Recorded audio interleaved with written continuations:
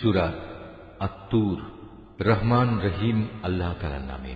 শপথ তুর পাহাড়ের, শপথ পাহাড়ি উপত্যকা অবতীর্ণ লিখিত গ্রন্থের, যা রক্ষিত আছে উন্মুক্ত পত্রে।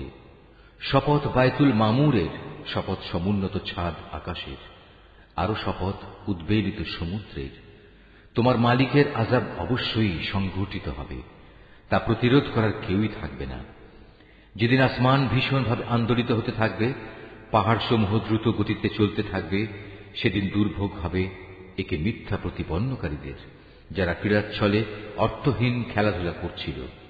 যেদিন তাদের ধাক্কা মারতে মারতে জাহান্নামের আগুনের দিকে নিয়ে যাওয়া হবে, তাদের বলা হবে, এ হচ্ছে সেই দোজখের আগুন যাকে তোমরা অস্বীকার করতে।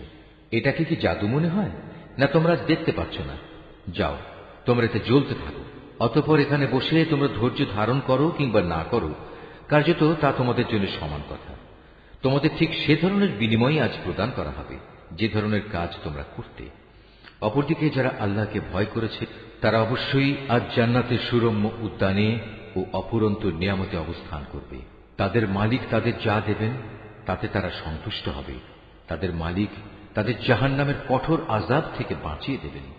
তাদের আরো বলা হবে, তোমরা পরিতৃপ্তির সাথে আজ এখানে পানাহার করতে থাকো তোমাদের আমলের বিনিময়ে।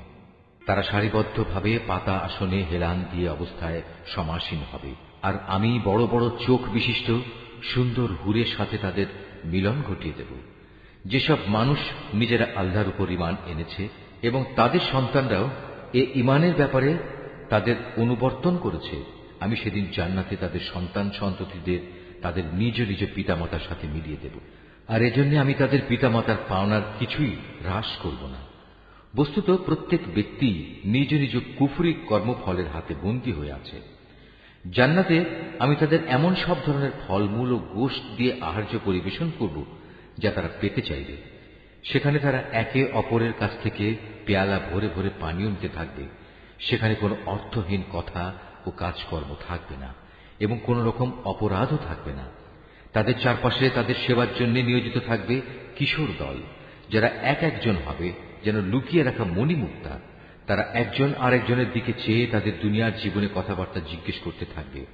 তারা তখন বলবে, হ্যাঁ, আমরা তো আগে আমাদের পরিবারের মাঝে সব সময় পরিণামের ভয়ে জীবন কাটাতাম, আর এ কারণেই আজ আল্লাহ তাআলা আমাদের উপর এসব নিয়ামত দিয়ে অনুগ্রহ করেছেন। সর্বোপরি তিনি আমাদের জাহান্নামের গরম আগুনের শাস্তি থেকেও রক্ষা করেছেন।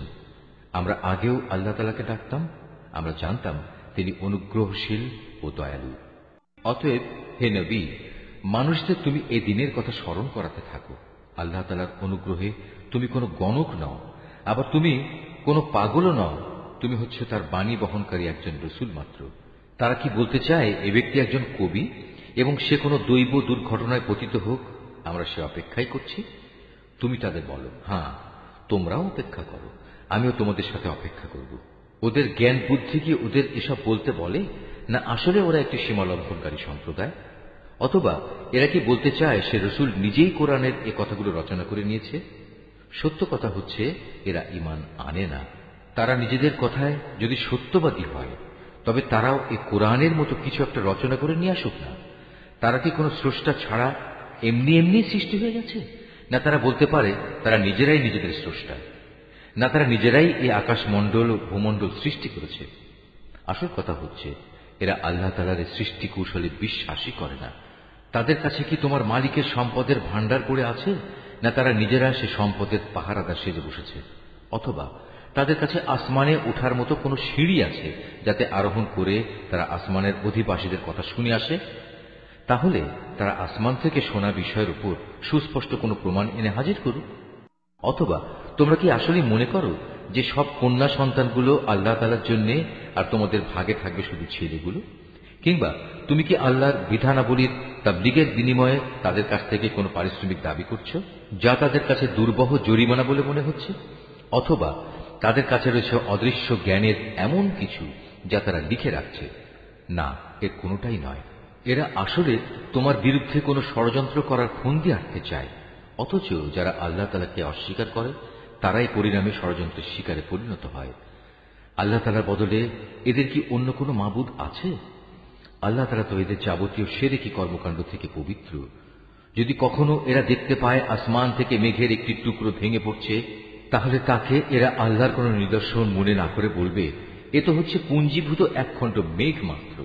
হে নবী, তুমি এদের ছেড়ে দাও এমন সময় পর্যন্ত যখন তারা সে দিনটি স্বচক্ষে দেখে নেবে, যেদিন তারা হুঁশ জ্ঞান শূন্য হয়ে পড়বে। সেই সর্বনাশা দিনে তাদের কোনো ষড়যন্ত্র ও ফন্দি কোনো কাজে লাগবে না, এবং সেদিন তাদের কোন রকম সাহায্যও করা হবে না। যারা জুলুম করেছে তাদের জন্য এছাড়াও পার্থিব জীবনে এক ধরনের আযাব রয়েছে, কিন্তু তাদের অধিকাংশই জানে না। হে নবী, তুমি এদের ব্যাপারে ব্যস্ত হও না, তোমার মালিকের সিদ্ধান্ত আসা পর্যন্ত ধৈর্য ধারণ করো। তুমি তো হামেশা আমার চোখের সামনেই আছো। তুমি যখন শয্যা ত্যাগ করে ওঠো, তখন তুমি প্রশংসার সাথে তোমার মালিকের মাহাত্ম্য ঘোষণা করো। রাতের একাংশেও তুমি তাঁর তাসবিহ পাঠ করো, আবার রাতের শেষে তারাগুলো অস্তমিত হবার পরও তার মাহাত্ম্য ঘোষণা করো।